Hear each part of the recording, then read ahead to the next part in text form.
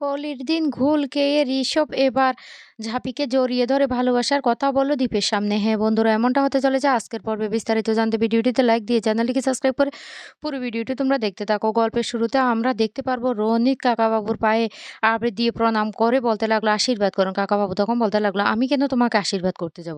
এদিকে ঝাঁপি বলতে লাগলো, কি ব্যাপার, রোনিত কেন কাকাবাবুর পায়ে আবিরটা দিল? রোনিত তখন বলতে লাগলো, আপনি কি এখনো আমাকে দূরে ঠেলে রাখবেন? আমি আপনার কাছে এতটাই পর? কাকাবাবু মনে মনে বলতে লাগলো, ছেলেটা আজকে আমাকে এইভাবে কথা বলছে কেন? ও কিছু জেনে যায়নি তো?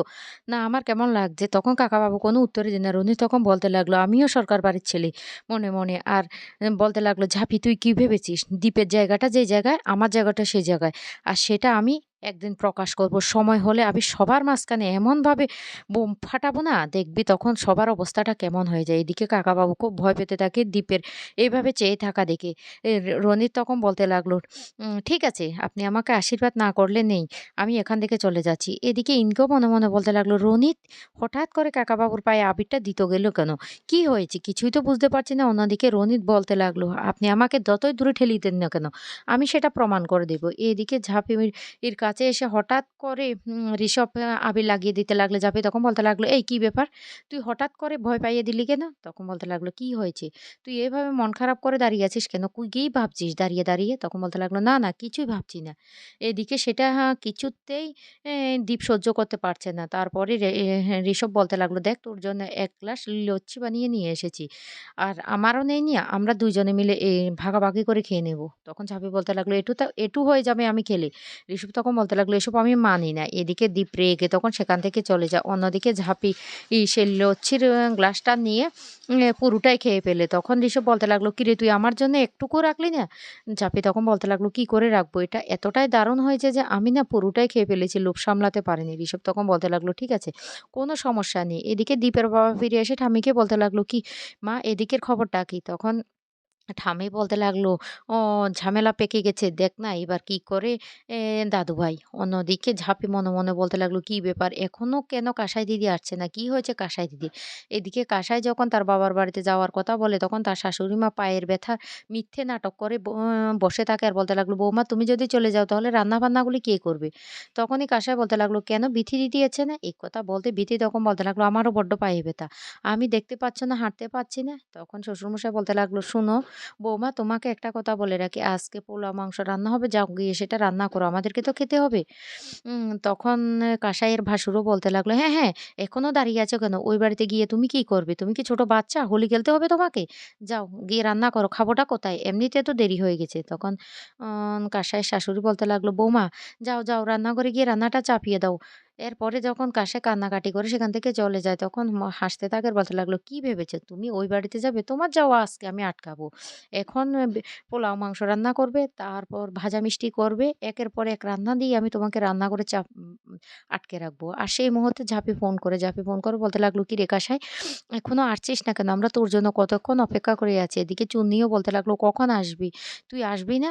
আমার মনে হচ্ছে তুই শ্বশুরবাড়িতে তোর স্বামীকে নিয়ে ব্যস্ত।" তখন কাঁসাই খুব কান্নাকাটি করতে থাকে। ঝাঁপি তখন বলতে লাগলো, "কি হয়েছে রে? তুই এভাবে কান্নাকাটি করছিস কেন কাঁসাই?" কাঁসাই তখন বলতে লাগলো, "আমি তোকে বলতে পারিনি তুই দিন বিজি ছিলি। ওরা না একদম ভালো না। ওরা আমার বাবাকে গুলি করেছে, তখনও আমাকে যেতে দেয়নি হাসপাতালে। আর এখনো আমাকে আটকে দিয়েছে। আমি নাকি যেতে পারবো না, রান্না করতে হবে।" জাপি তখন বলতে লাগলো, "তুই একদম চিন্তা করিস না। আমি আছি। তোকে নিয়ে যেতে আমি আছি। তুই একদম চিন্তা করবি না।" এই বলে ফোনটা কেটে দেয়। তখন ঝাঁপি মনে মনে খুব কষ্ট পেতে থাকে আর বলতে লাগলো, আমাকে যেতেই হবে। কাঁসাই দিদিকে ওই বাড়ি থেকে আমাকে নিয়ে আসতেই হবে। এই তোরা কোথায় রে? তোরা সবাই এদিকে আয়। আমরা সবাই মিলে কাঁসাই দিদিকে এই বাড়িতে নিয়ে আসবো। তখন সবাই বলতে লাগলো, ঠিক আছে, ঠিক আছে আমরাও যাবো। এরপর ঝাঁপি যখন সবাইকে নিয়ে কাঁসাইকে আনতে যাওয়ার জন্য বেরোতে যাবে, তখন দীপ এসে বলতে লাগলো, কি ব্যাপার তোরা সবাই কোথায় যাচ্ছিস? তখন ঝাঁপি বলতে লাগলো, কাঁসাইকে এই বাড়িতে নিয়ে আসতে। তখনই দীপ বলতে লাগলো, কেন? কেন ওকে নিয়ে আসতে যাবে? ওর শ্বশুরবাড়িতে ভালো আছে, সেটা কি তোদের ভালো লাগছে না? তখন ঝাঁপি বলতে লাগলো, কেন? ও এ বাড়িতে আসবে। আজকে হোলির দিনে এবারে মেয়ে এ বাড়িতে আসবে না সেটা কি ভালো লাগে? দীপ তখন বলতে লাগলো, "সব বিষয়ে কেন তুই এভাবে ঝামেলা পাকাস? ওকে ওর মতো করে সংসারটা করতে দে না।" জাপি তখন বলতে লাগলো, "ও আগে আমি কাসাইকে নিয়ে আসি এ বাড়িতে তারপর তোমার সাথে কথা বলব। এখন আমার তোমার সাথে না কোনো কথা বলার নেই।" কারণ ওর শ্বশুরবাড়ির সবাই ওকে আটকে দিয়েছে। এদিকে কোনো কথাই না শুনে ঝাঁপি সবাইকে নিয়ে দলবল বেঁধে বেরিয়ে পড়ে। অন্যদিকে কাসার মা বলতে লাগলো, "দেখতে পেয়েছ? মেয়েটা বড্ড বাড়াবাড়ি শুরু করে দিয়েছে। আমার মেয়েটার কপালটা তো ওই পুড়িয়েছে। ওই ছেলের সাথে ও বিয়ে দিয়েছে। এখন আমার মেয়েটাকে ওরা আটকে রেখেছে।" এদিকে জাপি বলতে লাগলো, "তোরা যাবি আমার সাথে?" দীপ তখন বলতে লাগলো, "না, তোমরা কেউ যেতে পারবে না।" তখনই জাপি বলতে লাগলো, "আমি তোমার কোনো কথা শুনবো না।" তখন দীপের বাবা এসে বলতে লাগলো, "কি হয়েছে রে? তোর কি নিয়ে ঝামেলা করছিস?" জাপি তখন বলতে লাগলো, "আমরা কাসাই দিদিকে আনতে যাচ্ছি। এনে তারপর সবাই একসাথে খাবার খাবো।" এদিকে ওরা সবাই বসে আছে, কাসায় রান্না করে। তখনই দরজা হঠাৎ করে কলিং বেল বেজে উঠলে দরজা খুলতে দেখতে পায় সবাই আবির নিয়ে হাজির হয়ে যায়। তখন নীলুর বাবা বলতে লাগলো, "না, না, না, না, না, না, না, কেউ আমাকে রং দেবে না।" কিন্তু কোনো কথাই শুনে না জাপি, জাপি বলতে লাগলো, "মেসোমশাই, জেঠুমশাই সবাইকে তো আমাকে আজকে রং দিতেই হবে। কাউকে আজকে ছাড়া যাবে না।" রেশব তখন বলতে লাগলো, "কি আন্টি আপনি আমাকে চিনতে পারছেন না? আমি রেশব পাশের এর পাড়ারই ছেলে। আজকে তো একটু আবির দিতে হয়। আজকে হোলির দিন না বললে তো চলে না।" এদিকে কাইসার ভাসুর বলতে লাগলো, "না, না আমাকে কেউ দেবে না। আমি বলছি আমার অ্যালার্জি আছে।" কিন্তু কোনো কথা না শুনে সবাইকে রং মাখাতে থাকে।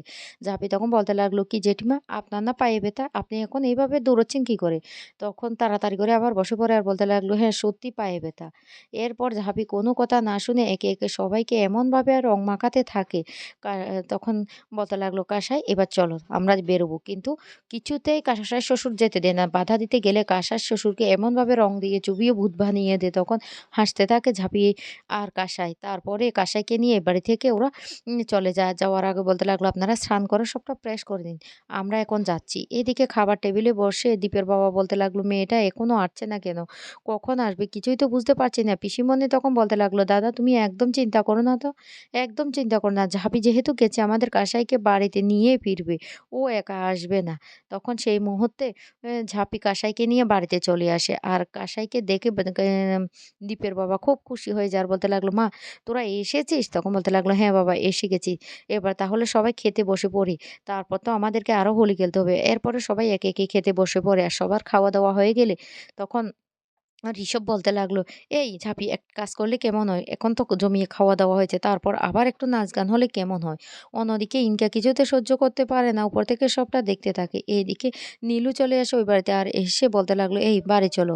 তুমি কেন এখানে এসেছো? এতবার নিষেধ করার পর মা-বাবা অনেকবার তো তোমাকে আটকানোর চেষ্টা করছে।" নীলু তখন কান্নাকাটি কথা শুনে তখন কাঁসাই খুব কান্নাকাটি শুরু করে। আর তখনই দীপ বলতে লাগলো, "এই তো একটা ঝামেলা বেঁধে গেল।" ঝাঁপি তখন এসে বলতে লাগলো, "নীলুদা তুমি কেন এমন করছো? তুমি কেন এমন করছো? কেন আজকে কাসাই দিদিকে এই বাড়ি থেকে নিয়ে যাচ্ছ?" তখন চুনি এসে বলতে লাগলো, "আরে নীলু দাদা তুমি এসেছো তাহলে তো আজকে হোলি খেলতে হয়।" এই বলে হোলিটা যে আবিরটা সেটা লাগিয়ে দেয় নীলুর গালে। তারপরে নীলু ও ভালোবেসে কাসাইয়ের গালে যখন আবিরটা দেয় তখন কাসাই খুব কান্না করতে থাকে। নীলু তখন বলতে লাগলো, "তোমাকে কি গালি দিতে আমার ভালো লাগে? আমারও কষ্ট হয়। একটু হাসো, হাসো।" তখন দীপও খুশি হয়ে যায় তার বোনের কে এভাবে তার বোনের স্বামী ভালোবাসছে দেখে। আর সেই মুহূর্তে হঠাৎ করে তখন ঋষভ সেখানে চলে আসে। ঋষভ এসে বলতে লাগলো, এই ঝাঁপি তোকে একটা কথা বলি, চল না সবাই মিলে একটু ভালোভাবে ডান্স করি।" তখন ঝাঁপি বলতে লাগলো, "কি?" তারপরে ঋষভ বলতে লাগলো, "আমি সত্যি তোকে খুব ভালোবাসি রে।" এই বলে যখন ঝাঁপিকে জড়িয়ে ধরে তখন প্রচণ্ড রেগে যায় দীপ।